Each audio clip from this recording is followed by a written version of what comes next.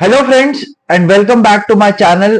और अब जब ओलंपिक्स खत्म हो चुके हैं तो वक्त है इस ओलंपिक्स में भारत के परफॉर्मेंस को रिव्यू करने का।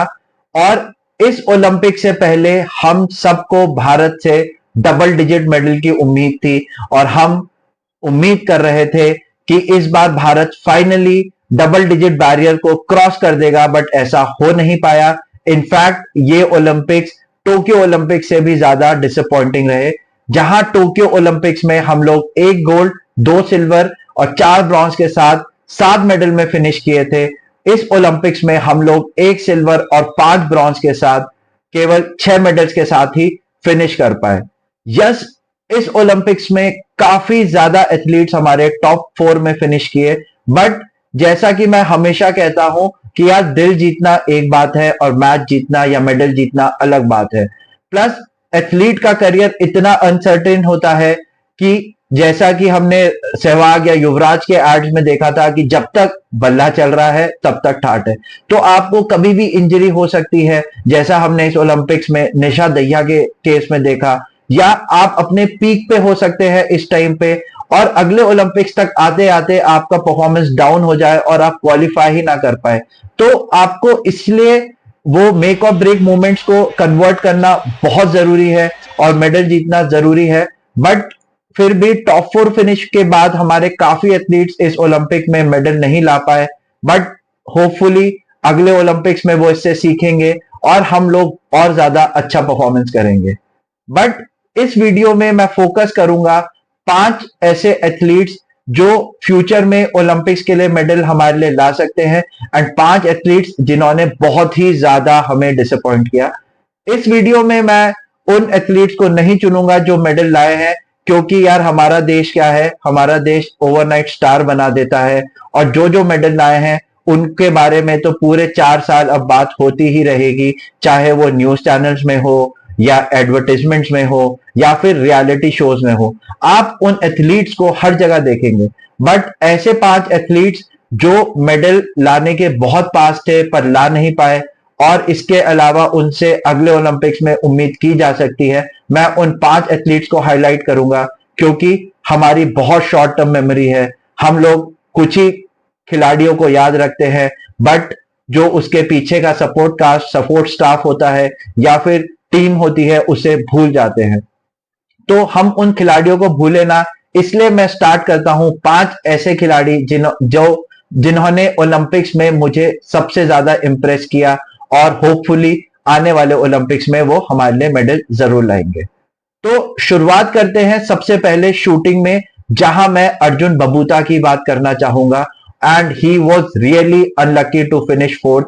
वो 30th शॉट तक सेकंड पोजीशन में चल रहे थे और 35th के बाद भी वो मेडल कंटेंशन में थे, बट आखिरी 5 शॉट्स में वो मेडल कंटेंशन से बाहर हो गए 10 मीटर एयर राइफल कैटेगरी में। तो होपफुली वो अगले ओलंपिक में बहुत अच्छा परफॉर्म करेंगे और भारत के लिए मेडल जरूर लाएंगे। सेकेंड वन इज आर्चर धीरज बोमा देवारा। उन्होंने अपना इंडिविजुअल मैच 1 पॉइंट से जरूर हारा, पर उन्होंने मिक्स्ड इवेंट में अपना सब कुछ झोंक दिया। उन्होंने आर्चरी बहुत अच्छी करी और अगर अंकिता भाकत थोड़ा सा उनका और सपोर्ट कर देती तो शायद मिक्स्ड इवेंट में हम लोग एक ब्रॉन्ज पक्का कर देते। But Dheeraj is young and उनसे आने वाले ओलंपिक्स में मेडल की उम्मीद जरूर होगी। थर्ड वन इज बॉक्सर निशान देव, जिन्होंने अपना पहला मैच बहुत इंप्रेसिवली जीता और क्वार्टर फाइनल मैच में भी उन्होंने पहला राउंड 4-1 से जीत लिया था। एंड विदाउट बीइंग बायस्ड मेरे को तो ये लगा कि सेकंड राउंड में भी उन्हीं के पंचेस ज्यादा लैंड करे थे और इंपैक्टफुल थे, बट बॉक्सिंग में सब चीज परसेप्शन का खेल होता है। इस वजह से रेफरीज ने राउंड उनके अगेंस्ट दिया और वो मेडल तालिका से बाहर हो गए, पर वो काफी इंप्रेसिव लगे एंड अगर वो अच्छी तरीके से ट्रेन करते हैं तो शायद आने वाले ओलंपिक्स में वो मेडल जरूर लेके आएंगे। चौथे खिलाड़ी जिनकी मैं बात करना चाहूंगा वो है टीटी के प्लेयर्स एजी कामत और श्रीजा अकुला।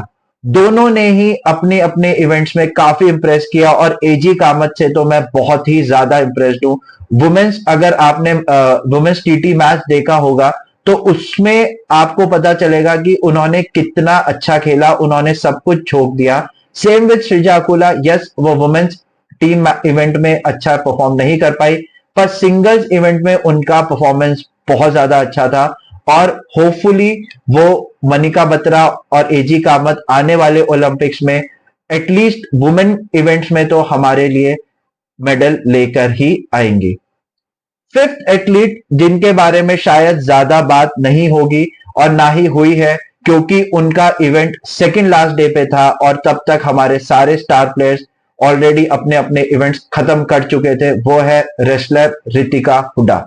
उन्होंने वो पहली महिला रेसलर बनी जिन्होंने हेवीवेट कैटेगरी में ओलंपिक्स के लिए क्वालिफाई किया। वो 76 कैटेगरी के लिए क्वालिफाई करी थी और उन्होंने अपना प्री क्वार्टर फाइनल मैच बहुत ही अच्छे तरीके से जीता। बट और इवन क्वार्टर फाइनल मैच में भी उनका मुकाबला वर्ल्ड नंबर 1 के अगेंस्ट था और वो बहुत ही क्लोज था। और जैसा कि रेसलिंग में नियम होता है काउंट बैक का, तो जो एथलीट लास्ट पॉइंट स्कोर करता है वो ही विनर डिक्लेयर होता है। तो इस वजह से वो एक एक का ड्रॉ करने के बाद भी ओलंपिक से बाहर हो गई। बट वो केवल 21 साल की हैं और उम्मीद है कि वो आगे बहुत अच्छा परफॉर्म करेंगी। अब बात करते हैं भारत के लिए डिसअपॉइंटिंग परफॉर्मेंसेस की, और इस कैटेगरी में मैं उन खिलाड़ियों को नहीं रखूंगा जिनसे मेडल की उम्मीद थी ही नहीं, जैसे हमारे स्विमर्स या फिर हमारे जूडो टीम में जो एथलीट्स क्वालिफाई करे। बट मैं बात करूंगा उन एथलीट्स की जिनसे मेडल की उम्मीद बहुत ज्यादा थी बट वो मेडल के साथ फिनिश नहीं कर पाए।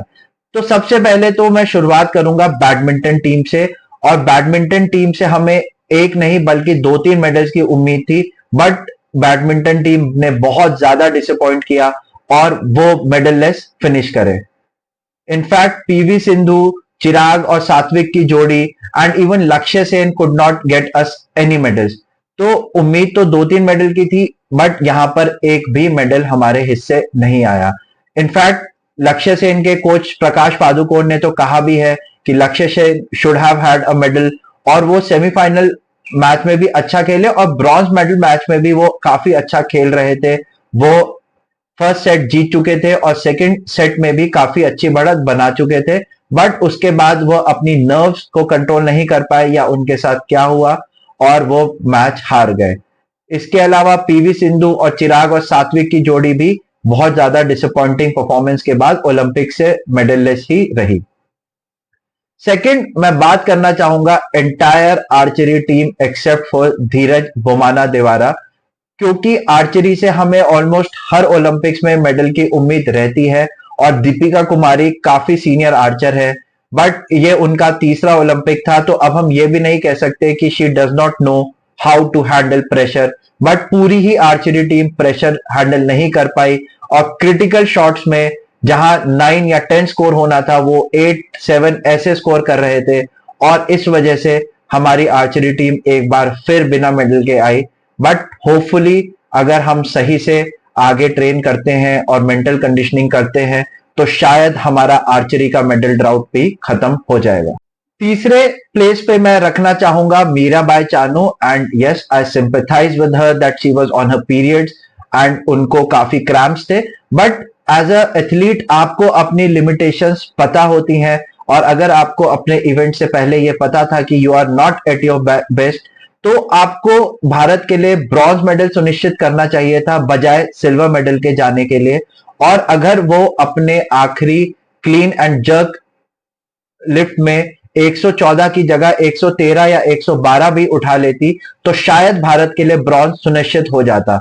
बट उन्होंने 114 किलो का वेट चुना और वो 2 बार उस ट्राई में अनसक्सेसफुल रही। वो टोक्यो ओलंपिक्स में सिल्वर मेडल जीत चुकी है और भारत के लिए इस ओलंपिक में मेडल की बहुत बड़ी उम्मीद थी, बट फाइनली उन्होंने भी डिसअपॉइंट ही किया। चौथा नाम मैं लेना चाहूंगा बॉक्सर निखत जरीन और लोवलिना बोरगोहेन का, जिनसे हमें मेडल्स की उम्मीद थी बट उन्होंने बहुत ही बेकार परफॉर्मेंस किया और वो अपने अपने क्वार्टर फाइनल और प्री क्वार्टर फाइनल मैच हारकर ओलंपिक से बाहर हो गई और भारत को बॉक्सिंग में एक भी मेडल नहीं आया। फिफ्थ नाम जो मैं लेना चाहूंगा एंड जो मुझे लगता है कि बहुत ज्यादा एरोगेंट प्लेयर हैं वो है रोहन बोपन्ना।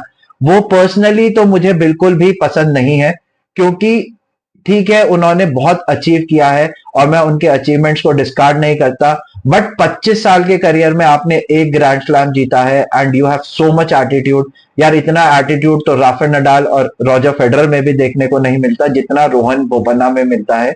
और कभी कभी आपको अपने इंडिविजुअल प्रेफरेंस से ऊपर देश की प्रेफरेंस रखनी चाहिए एंड इस ओलंपिक्स में हमारे पास मौका था कि हम रोहन बोपन्ना और इंडिया के नंबर 1 सिंगल्स प्लेयर जो काफी अच्छी फॉर्म में चल रहे हैं सुमित नागल को ओलंपिक्स में उतारे, बट ऐसा हुआ नहीं और उन्होंने अपनी प्रेफरेंस का प्लेयर चुना और उसी वजह से भारत पहले ही राउंड में ओलंपिक्स डबल से बाहर हो गया।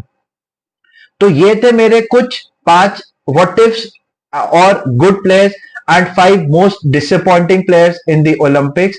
और अब जब ओलंपिक्स समाप्त हो गए हैं तो आप सोच रहे होंगे कि मेरे वीडियोस खत्म हो जाएंगी, but I will be back with more football, cricket और अदर स्पोर्ट्स रिलेटेड वीडियोस।